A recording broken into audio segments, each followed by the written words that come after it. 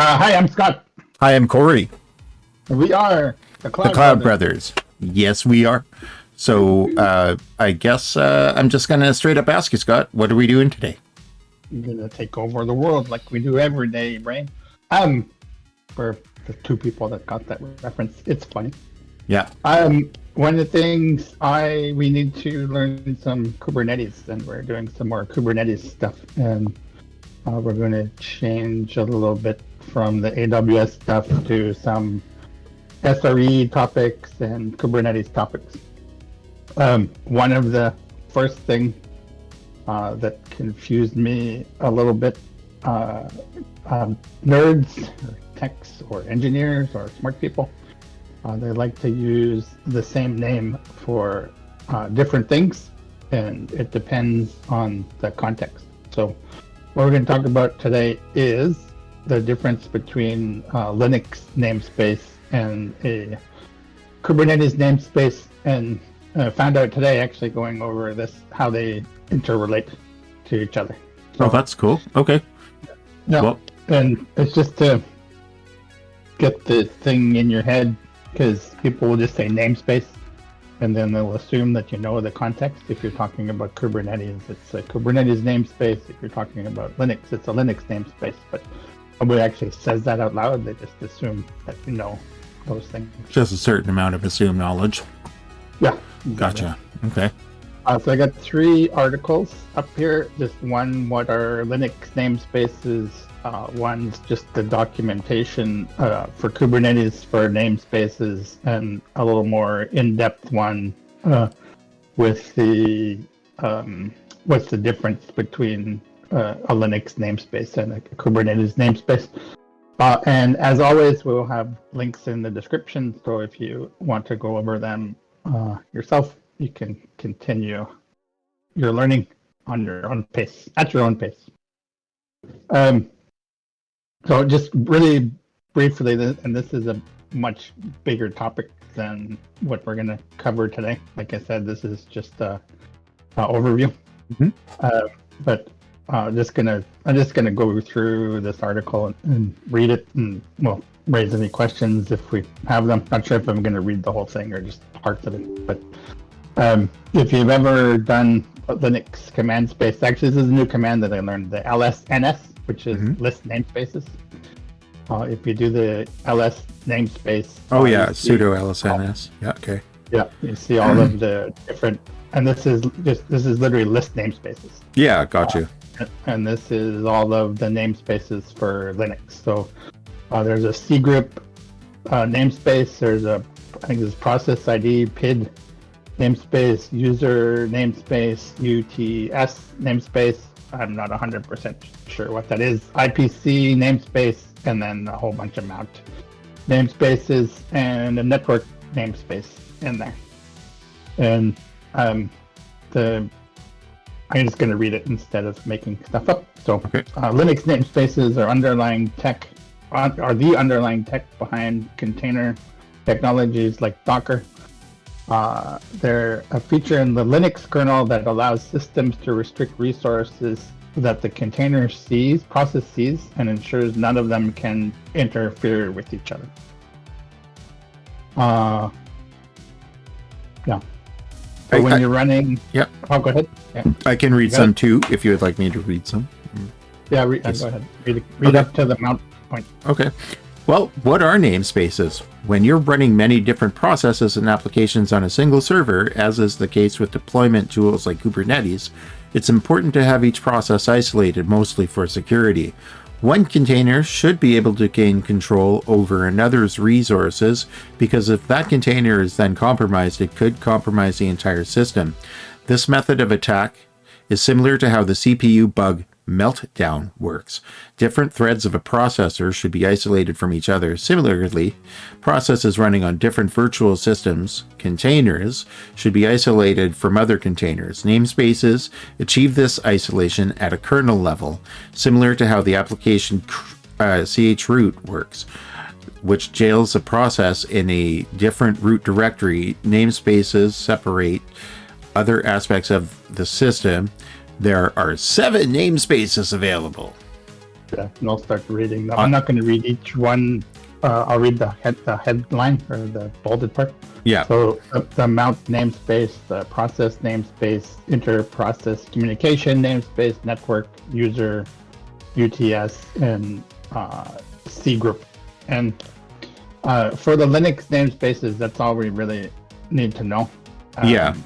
Creating namespaces or working with namespaces isn't the topic of this video, but the article will be in the link if you want to go into it a little more and learn how to geek. Yep. So that's Linux namespaces, and as it's already pointed out, Kubernetes leverages some of the namespace things, but namespaces in Kubernetes are used for a different purpose. Different but similar purpose. So in namespaces in Kubernetes, namespaces provide a mechanism for isolating group resources within the cluster. Names of resources need to be unique within the namespace, but not across namespaces. Namespace-based scope is applicable only for namespace objects, deployment services, and not for cluster-wide objects such as the storage class, nodes, persistent volumes, etc. And that's just straight from the docs. It's not the purpose of this video again, so I'm just going to go to the next tab, and it goes into sort of what the differences are here. I'll read 1 to 3, and then you can read 3 to 6. Fair. That work? Yeah, I can do that. Yeah. Okay. So this is a little bit of a repeat of what we just said, but namespace and what is a namespace in Kubernetes? And a namespace in Kubernetes is a way of logically dividing and isolating resources in a cluster. By using namespaces, you can ensure different parts of the system do not conflict with each other, and you can easily control and manage access to certain resources.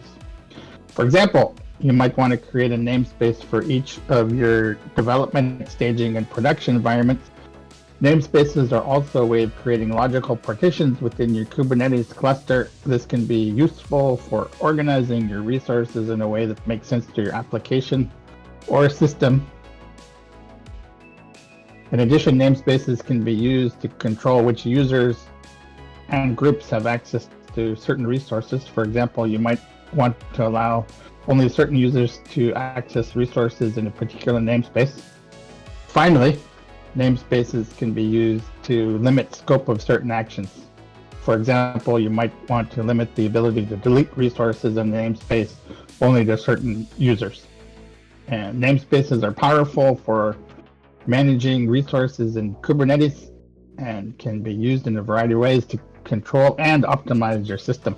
Okay, so 2 out of 6. What is a namespace in Linux? A namespace is a logical grouping of resources within a system. Namespaces provide a way to divide a system into separate parts, each with its own view of the available resources. In Linux, a namespace is implemented as a set of process identifiers, or PIDs, network addresses, user IDs, and group IDs.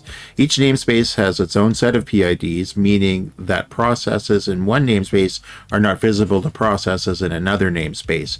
This separation allows each namespace to have its own view of the system without being affected by processes in other namespaces. Namespaces are often used to isolate different groups of users or processes from each other. For example, a server may have a namespace for each customer so that each customer's process are only able to see resources belonging to that customer. Namespaces can also be used to isolate different types of processes from each other.